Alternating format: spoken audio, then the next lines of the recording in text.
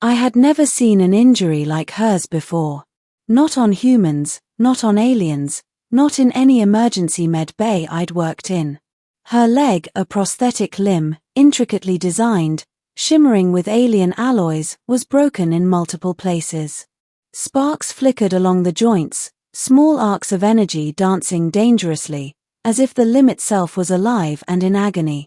The woman, tall, elegant, with skin that shifted colors subtly depending on her emotions, was lying against the cold metallic floor of the starport concourse, her hands clutching the limb with a mix of pain and frustration. I froze for a moment, unsure what to do. Aliens were supposed to be intimidating, powerful, untouchable, and she was no exception. Her presence alone radiated authority. The way she held herself suggested she could command fleets, summon armies, or crush a human like me without thought. And yet, in this moment, she was vulnerable. Broken. I didn't think. "Are you okay?" I asked, my voice small compared to the hum of the nearby antigrave vehicles and interstellar traffic. She looked at me with those eyes, large, luminous, and impossibly sharp, and didn't respond at first. The color in her skin flickered from violet to deep indigo, a clear sign of stress in her species. A low hum pulsed from the prosthetic, sending vibrations through the floor. I stepped closer, hands raised in a universal sign of non-aggression. I can help. My dad, he can fix stuff like this." There was a pause. Then a soft, incredulous laugh that was almost musical. "Your dad," she said. Her voice carried across the concourse, rich and resonant, but tinged with disbelief. "Yes," I said, gaining a sliver of confidence. "He's a mechanic, one of the best. Works on all kinds of tech, even alien stuff. We've fixed some pretty crazy things together." Her eyes narrowed. Not in anger, but in curiosity. Caution. Calculating. And perhaps, hope. "I can try," I said quickly, kneeling beside her. "I just need to know if you trust me." She hesitated. The hum from the limb intensified. Sparks leapt in small arcs, and I flinched. "I don't usually let humans touch this," she admitted, her tone wary, almost amused. "Most would fry themselves, or worse." "Yeah," I said. "Dad would never let me try anything dangerous alone. But if I can get a message to him, he'll guide me. I promise I won't make it worse." Her skin shifted again, lighter now, as if she had decided to gamble on trust. She nodded once. "All right, human. But if you fry this limb, I will." "You'll kill me," I supplied, half joking, half terrified. She didn't respond. That was enough for me. The starport concourse was chaotic, but my comm device had a secure line to my dad's workshop aboard our family ship orbiting nearby. He was a genius, part inventor, part hacker, part miracle worker. I explained the situation in rapid-fire sentences, sending live feed from my portable scanner. "Elia," he said, voice calm but urgent, "you're not touching the actuators without my instructions. That prosthetic uses a harmonic stabilization system, wrong touch and it fries itself, or her nervous interface." "I know, Dad," I said, trying to steady my hands. The alien woman watched us silently, her color flickering a steady teal now, a sign she was listening, but also wary. "Okay," Dad continued. "First, stabilize the limb with magnetic clamps. I'm sending the coordinates for placement. You can do this. Follow every step." Minutes passed like hours. I worked carefully, following his instructions, my fingers trembling. Every spark from the prosthetic made me flinch, every microvibration made my heart race.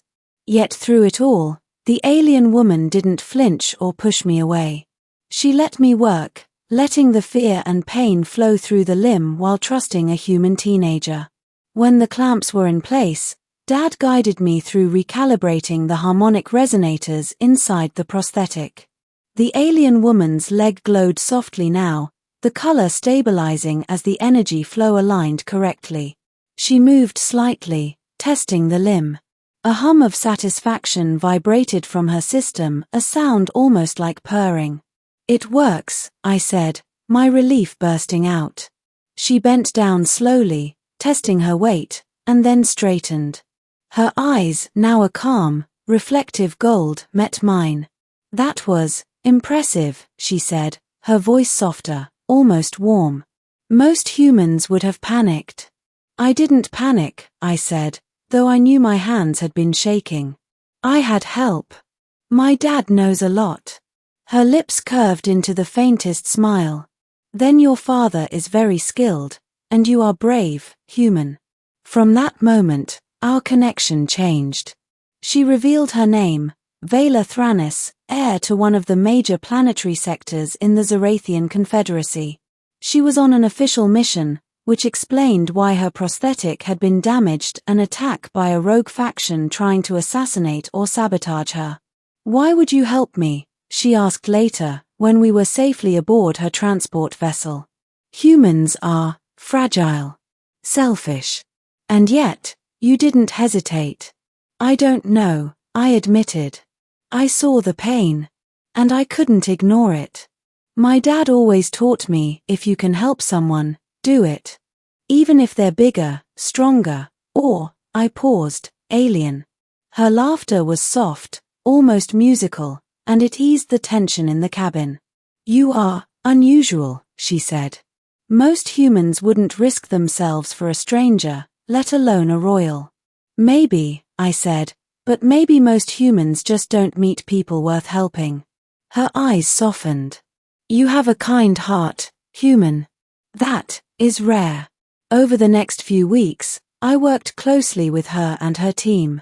My father's remote guidance allowed me to repair, recalibrate, and even upgrade several systems on her ship: cybernetic enhancements, defense grids, propulsion arrays. Each repair brought me closer to her, not just as a helper, but as a trusted ally. One evening, as the twin suns dipped behind the horizon of her homeworld, she invited me to the observation deck. The sky was a kaleidoscope of colors I had never seen before, alien and mesmerizing. "You did more than fix my leg," she said quietly.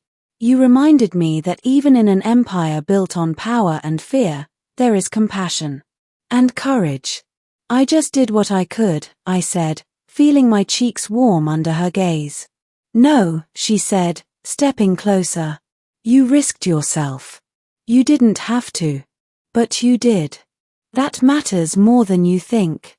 Her hand hovered near mine, hesitant, testing the space between us. And I realized. I had grown to care for her, deeply, far more than I expected.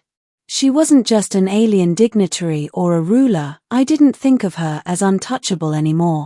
She was Vela, and I was Elia, and somehow that simple truth felt revolutionary. Her hand brushed against mine lightly, testing, confirming, and the contact sent a surge of energy through me, not the prosthetic's hum, but something entirely human: connection. "You saved more than my leg," she whispered. "You saved me from doubt, fear, isolation. I owe you more than gratitude." I swallowed, my voice barely audible. "You don't owe me anything. Just stay safe. That's enough." For a long moment, we stood there, hands almost touching, the stars above a silent witness to a bond that had begun in pain, trust, and the courage of a human girl willing to act. And I knew, without question, that whatever came next, whether danger, adventure, or political intrigue, our connection would endure. Because sometimes, all it takes is seeing someone's pain, offering help, and trusting that kindness can cross any boundary, even between species, planets, or worlds. End.